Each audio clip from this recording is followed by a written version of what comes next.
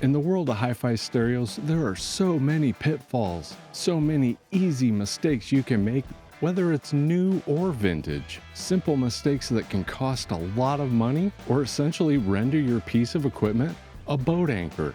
Worthless. 1 minute we're settled into our favorite chair in audio bliss. The next minute, bam! In this video, I'm going to share the most costly, the most expensive mistakes I've made in the last 40 years. I'm almost positive either my dad or somebody else warned me about these and I didn't listen. And I'll be honest with you, there are a lot more than what we're going to talk about today, but these are the big ones. So let's talk about it. These hurt, they sting, still to this day.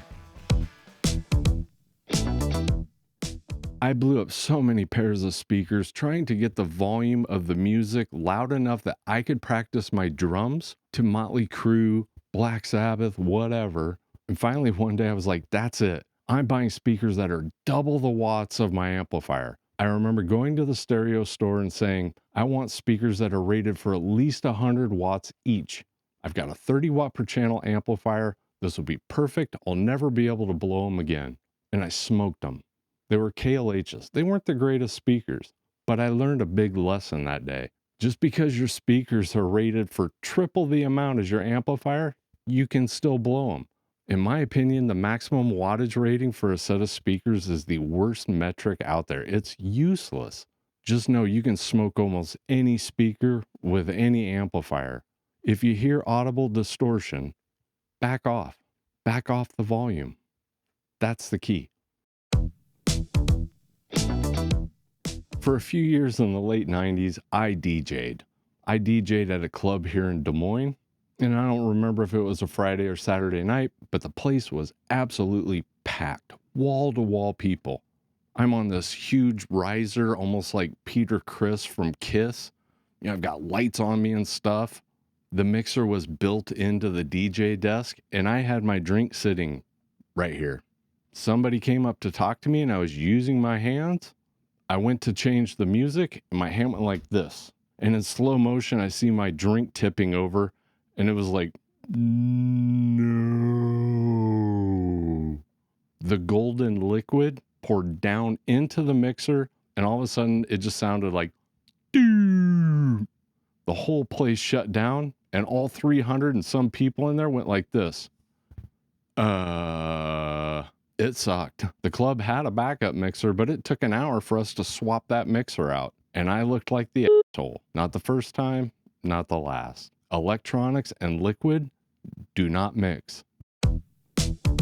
The 3 words that should get every alarm going off in your head and you should listen to, if you hear the words, it just needs. That's it. So simple. These should be huge red flags if you're buying a used piece of equipment. It just needs a new needle. It just needs some deoxit. They just need the speakers refoamed. It just needs really means you need to get this or fix this, and then you can find out if something else is wrong. And I'm not saying everyone is using this as an excuse to deceive you. I've gotten lucky too. Speaker refoams, putting a stylus on a record player. But I've also had the opposite, where after refoaming the speakers, the drivers are toast, or after getting a new stylus, you find out that the turntable needs rewired. With the receiver, you clean all the pots and you realize that distortion's not coming from a dirty pot. It's coming from something else. Just don't let anybody tell you it just needs, because that really means it needs serviced. Back in the mid-90s, I was working at Disco Round. This was a used CD store where people could trade theirs in, buy new ones. And this is actually where I met one of my favorite people in the world, somebody that works here at Skylabs, Brian. We'd spend our days listening to music and chatting with customers. And one of these customers was interested in a record I owned. It was a best of the solo albums from Kiss, made in Germany, kind of a rare record at the time. The next day I jumped in my car, I threw my Kiss record up on the dashboard, drove to work. The guy came in, handed it to him. He pulled the record out and it looked like a salsa bowl. It was gone. It was trashed. Heat and vinyl records don't mix. Sun and records, bad. He was so bummed. He'd been looking for that record for a long time, and I was bummed because I missed out on 20 bucks, and I felt like an idiot. Ruined the guy's day. I think this is the number one reason for customer created amplifier repairs. And I don't think there's a seasoned technician out there that would disagree with me on that. I'm guilty of it too. Whether it's because I'm trying to cram too heavy of a gauge into an amplifier with terminals that are just not big enough for it, or I'm in a hurry, I don't have my wire strippers, and I'm using fingernail clippers or scissors, my teeth. And this usually leads to poor connections or for the ability for two wires to touch. A short, a dead short. This is bad. It can be a very expensive repair. I even had a cat named Mazzy, and she would love to chew on speaker wire. She'd pop one of her teeth right through that shielding, and bam, there goes my stereo. It's almost hard to imagine how many amplifiers and receivers have been brought to technicians because either they used fingernail clippers to trim the speaker wire or they had a pet that liked chewing on speaker cables. Pay attention to the ratings on fuses. It's very important. I learned this one firsthand a long time ago. A fuse on an amplifier blew, and in an attempt to keep the party going, we scoured the house looking for another fuse and what could have been a simple repair for the amplifier because we put a fuse in that was way overrated. The amplifier just started smoking and ended up burning up almost an entire board. This was one of those massive Crest amplifiers. That thing was a tank, and we killed it. I took it to a technician. He said this is going to cost way more than it's worth to repair. Boat anchor. You see a lot of creative solutions to fuses blowing when you buy as many used stereos as we do. We've seen aluminum foil. Recently, we saw bread ties. People will shove almost anything conductive into that fuse holder to keep their music going. And this is a really bad idea. Besides shorting a speaker wire, bypassing the fuse is the quickest way to get you a monster repair bill. It's just not worth it, I promise. I'm one of those strange people that in the late 90s, I started buying vinyl records again. I remember going into Hot Topic and Barnes & Noble and seeing a small stack of records, stuff like Marilyn Manson and Pearl Jam on vinyl, thinking, I thought records were dead. I'm going to grab them. And at the time, finding a decent record player, a new record player, was almost impossible. I picked up a used Sanyo turntable. I had no idea how to set up a turntable like this. The turntable I had before was like a cheap P mount, and the nice turntable we had in the house, Dad took care of that. I didn't know anything about tracking force, stylus care, any of that kind of stuff. If I remember right, I think I just adjusted the counterweight till the record played. I was like, oh, that's good. What really stinks about this whole situation is a lot of those records are really valuable. People weren't buying records back then. They're really sought after, and mine are essentially ruined. Physically, if you inspect one of these records, it looks great. It looks like it'd play just fine. But that is not the reality of it. Every single one of those records that I played from that time period using that turntable, they sound horrible. This isn't just your normal pops and clicks. And it sounds like you've worn through your brake pads, you got metal on metal grinding your brakes down the road. I've done that too. When people say vinyl care is important, they're absolutely correct. I definitely learned my lesson on that. I wish those records were more playable. I can't even listen to them.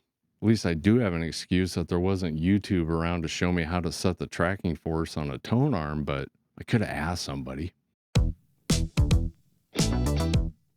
I think every one of us has had an amplifier receiver that's kind of on the boring or dull side. One of those black boxes might not even have a display on it. And whether it's you or somebody else you live with that doesn't like looking at that piece of equipment, you're probably going to come to the conclusion that you should put it in a cabinet. I'm pretty sure at one point I even took the feet off of an amplifier receiver to stuff it in the cabinet because it wouldn't clear with the feet on it. This is a bad idea. But what I learned the hard way is amplifiers, receivers, electronics, they need air. I had a Harman Kardon from the early 2000s, a 5.1 receiver, not the prettiest thing in the world. I stuffed it in a cabinet. There's no airflow. One day it just didn't power on. It was probably in there just baking. And at the time, I just thought it was a piece of shit. Thought I wasted my money. And looking back, I almost guarantee it was my fault. I know that now. For most amplifiers and receivers, at least 1 inch of clearance all the way around the unit is a good idea, at a minimum. You don't want to bake your amplifier. I'm sorry, Harman Kardon, for talking so much crap about you in the early 2000s. It was my fault. We call this hot swapping, and while I've made this error knowingly, I have gotten a lot better about this one, always shutting the equipment off. The problem is every once in a while when you're digging over your amplifier and you think you've got it powered off, you might have hit the wrong button. You didn't hit the power, maybe you hit the speaker selector, and that's how it happened to me the last time. I went to swap out turntables. I thought I had the unit off. I unplugged the old RCAs, plugged in the new ones for the new turntable, and I heard this really loud pop, and I knew it. As soon as I heard it, I knew it. Those tweeters are gone. And I was right. I fried them, fried both tweeters, and it cost me $300. This was in the last year I did this. Take the extra second if you're making changes behind your amplifier receiver and just pull your head back, make sure the light's off. Hang on to that little stylus protector that your cartridge comes with when you buy it. It's going to come in handy when you go to clean your turntable. You get that nice piano black glossy turntable and you think, it's getting a little dusty. I'm going to grab a cloth and wipe it down. You don't put the stylus protector on it. You grab the cloth, go in for a wipe, and lo and behold, you've got a bent stylus or no stylus because it got caught on one of those fibers and you yanked it off. Done it myself. I bent the cantilever on a really nice moving coil cartridge that you can't replace the stylus on. I'll never do it again. I know I'm not the only one. We've had customers with the same story, and it's just like joining the club. I will never do that again. Even if I don't have the stylus guard, I will remove that head shell and set it off to the side. It happens way too fast, and you got to keep your turntable clean. Damn black turntables with their piano glossy finish. I mean, that will really, really piss you off. It will. Ever made any of these mistakes? Of course you have. Put them in the comments. Everybody makes these mistakes. And they sound really simple once you know them, once you think about it, but it only takes a fraction of a second when you're messing with electronics. Something that's going to cost you a lot of money, or maybe even destroy something you really love, you really care about. Thanks for watching. Really appreciate it. Thanks. If you like this video, you should definitely watch that one. It's a good one, promise.